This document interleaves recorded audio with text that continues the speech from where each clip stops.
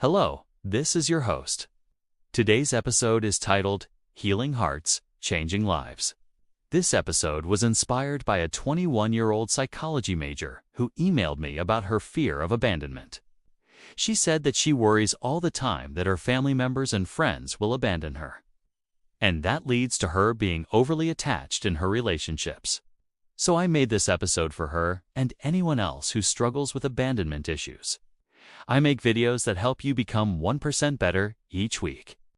And today we're going to talk about abandonment issues, how to stop worrying about them, and how to let go of the past. Let's begin with a story. Many years ago, I worked with an elderly gentleman. He was around 80 years old. His name was George. George had worked for the same company for over 40 years as an electrician. He was good at his job. Everyone liked him, but he was very set in his ways. When the new management came along, they tried to introduce some changes to improve efficiency. They were not trying to do anything malicious. They simply wanted to help the company be more successful. But every time they asked George to do something slightly different, he would get upset. He did not want to change his ways. For example, the new manager asked George to start using a new type of wire that was more durable and lasted longer. But George was used to using another type of wire. So when the manager asked him to switch, George got really angry. The manager felt frustrated because he just wanted to help the company. But George took it personally, as if the manager was deliberately trying to find faults with him. As the tension continued to rise, George began to feel more and more anxious and fearful at work. And one day, he had a panic attack, and he had to leave work early. When he went home, he told his wife that he could not keep working for the company. He felt that his health was deteriorating, and he was no longer able to work under the pressure that the new management was causing him. His wife was disappointed, but supportive. She knew that he had worked at the same company for over 40 years, and it was sad that his career was ending. But she also knew that his health and happiness was more important than his job. So she said, "George, why don't you take some time off to relax? We have enough savings to support us for a few months, so you don't have to rush into finding a new job." So George stayed at home for 2 weeks and enjoyed some time with his wife. After the 2 weeks had passed, he started looking for a new job. He interviewed with several companies, but could not find a job that was a good fit. And after 6 months, his savings started to run low. At this point, George felt that he was too old to learn a new trade. He felt like he could not compete with younger workers who were willing to work for less money. And because of his age, no one was hiring him. He started feeling more and more depressed. One day, his wife found him crying in his workshop. She went over to him and asked what was wrong. He told her that he felt that he was too old to work, that his career was effectively over, and that he was a failure as a provider for his family. His wife hugged him and said, "George, please don't cry. You are not a failure. I know that you have faced many obstacles recently, but you have overcome many obstacles in your life before. Just because you are 80 years old does not mean that you can't overcome a few more. Yes, it will be harder, but nothing is impossible. I believe that you will find a job eventually, but even if you don't, it will be okay because you and I have each other. I love you, and you should not feel bad because you cannot provide for me. Please don't cry anymore." She wiped away his tears and said, "Now tell me, would you rather sit here and mope, or would you rather go out and try to make the best out of the situation?" George thought for a moment and then replied, "I would rather go out and try to make the best out of the situation." His wife smiled and said, "That's the spirit. Now let's go out for a drive. It will do you some good." The next day, George woke up with renewed determination. He started applying for more jobs, and a few weeks later, he found a small company that needed an electrician. The owner of the company was a young man who understood George's situation.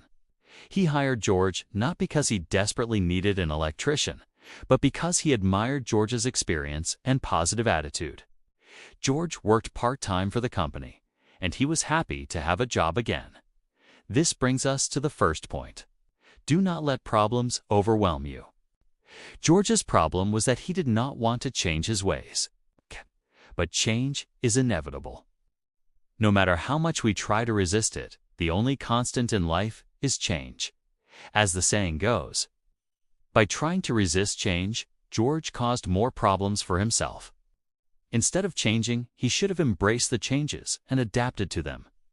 Once he accepted the changes, he would have realized that it was not such a big deal. By refusing to accept the changes, he created big problems for himself. And although his wife helped him solve those problems, they were problems nonetheless. The second thing that George did wrong was that he gave up too easily. Once George lost his job, he became depressed and did not try hard enough to find a new job. He felt sorry for himself, and he assumed that it was too late for him to find a new job.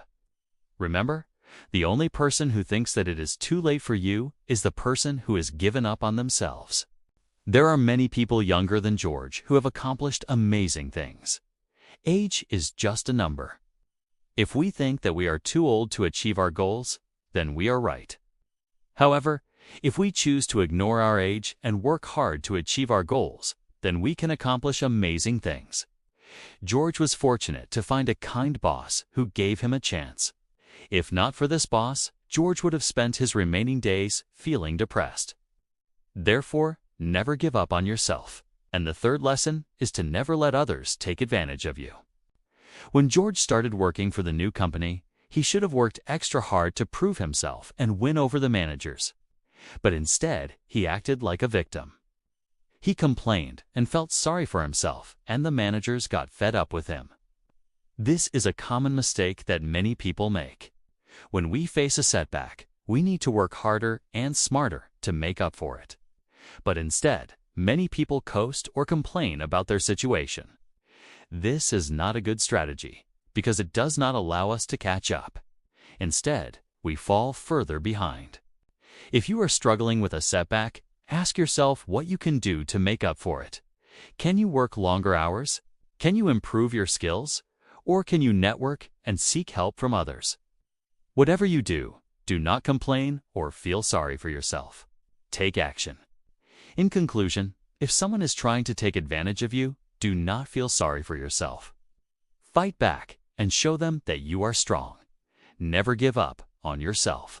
There is always hope. And finally, accept the reality that we cannot control everything. Life will throw all sorts of curveballs at us.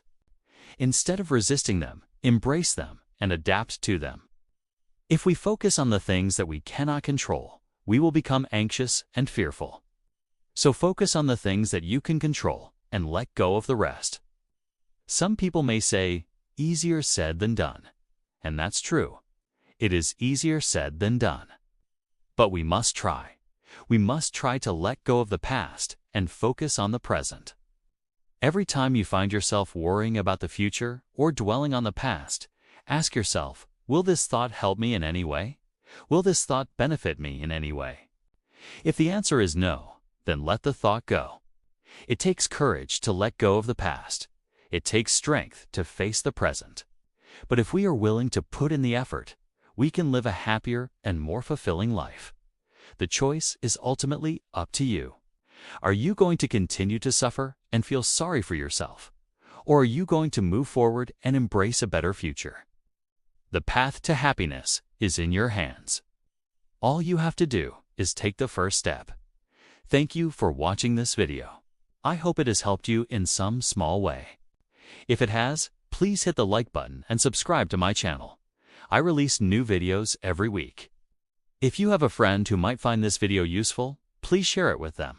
As always, I wish you the best and see you next time.